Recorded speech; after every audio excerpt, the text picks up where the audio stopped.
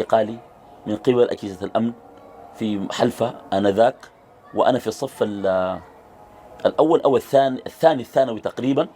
ولكن يعني الصورة تمت كالآتي. يعني اعتبروني أنا صاحب دعوة جديدة والطلاب ملتفين حولي، يعني كان حاجة غير عادية. وبرضه ما كنا بنختى، يعني برضه زول يعترف كنا بنتكلم في الحكومة وبنتكلم في الأشياء زي دي يعني. فبالتالي المصحي ما كان الكلام ما لا كان طبعا كده يعني. وبعد ذاك قام الناس الأمن قالوا إلي اعتقلوني. فمدير المدرسة رجل واعي وعاقل جدا اللي هو أستاذنا عبد الله محمد خير القاضي. فقال لهم يا إخواننا شوفوا، أول حاجة أنتوا بالنسبة لكم ذاته ما صحيح تيجي تعتقلوا الطالب، والله تقلبوا الدنيا دي كلها. يا أخي أنا بجيبه لكم في مكاتب الأمن تستجوبوه وتتناقشوا معه وأرجعوا أنا في عربيتي. فركبني في عربية المدير. مدير مدرسة علم عربية كده كان ما شاء الله يعني سمحة كده بوكسي يعني قمرة واحدة. ساقني بالعربية وداني مكاتب الأمن ودخلني ليهن. بعد ذاك الضباط قالوا لي اجلس برا، جلس برا وقعدت اتناقش معهم جوا وهددوني وانا شاكرتهم. قلت لهم ده ما فكر وانا عندي راي مين بتناقشت نقاش شديد. وفي النهايه قالوا لي خلاص امشي. عرفوا وجهه نظري وعرفوا انه انا بريء، يعني انه انا يعني عندي توجه وما عندي اشكال. المعلومه اللي كانت عندهم صححت عليهم. بعد ذاك المدير شالني في عربيته، مشينا لقينا المدرسه تكاد تخرج الى الشارع مظاهرات متاهبين عليهم. الحمد لله بعد رديناهم. و في الفترة دي يعني كنت أم المصلين في مسجد بقرب من الداخلية. حتى أساتذتي كانوا يصلون معي. سبحان الله.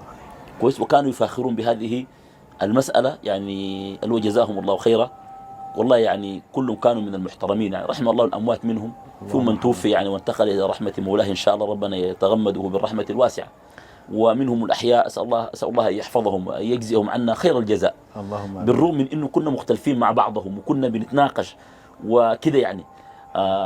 ما أفسد لودكم قضية. ما أفسد لودنا قضية. الحمد لله. من الطرائف الجميلة جدا في المرحلة دي. قام أخوانا الحركة الإسلامية نكاية فينا.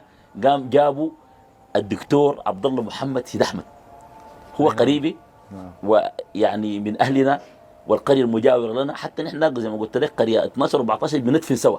فعبد الله ده دكتور عبد الله رجل فاضل، رجل مهذب، رجل محترم، وكان تقلد عدة مناصب. كان محافظ في الضعين، وانتقل إلى والي في النيل الأزرق، ووالي في النيل الأبيض، وجاء وزير ثروة حيوانية اتحادي، والآن لعله في منظمة الشهيد أو منظمة الدعوة أو كذا يعني. فجد كلف في المسرح والطلاب كلهم مجتمعين، حاول يحطم التيار. أنا فهمت كده، والدنيا كان بري الشديد. فبعد ذاك فتحوا الفرص، وأنا قمت رفعت إيدي أبي يدوني فرصة. قمت جيت قدام المدير قاعد والأساتذة قاعدين في الكراسي الفخمة دي قدام والطلاب برا، وقفت قدام ورفعت إيدي. قام وكيل المدرسة أستاذنا أبو رحاب إن شاء الله ربنا يتغمد بالرحمة الواسعة أيضا توفي، يعني أبي يديني فرصة لعلم علمه بالحساسية. قال المدير قال له يا أخي يا أستاذ الولد ده اديه يا أخي، والله كان مدته فرصة موت، أدي فرصة يتكلم. فأخذت فرصة وهاجمت بهجوم شديد، وجبت كنت حافظ أقول لهم فلان يعني شيخكم قال كده صفحة كده، والترابي قال كده صفحة كده، السطر كده يعني كده. فبالتالي يعني كان في حراك زي ده، يعني في هذه المرحلة حراك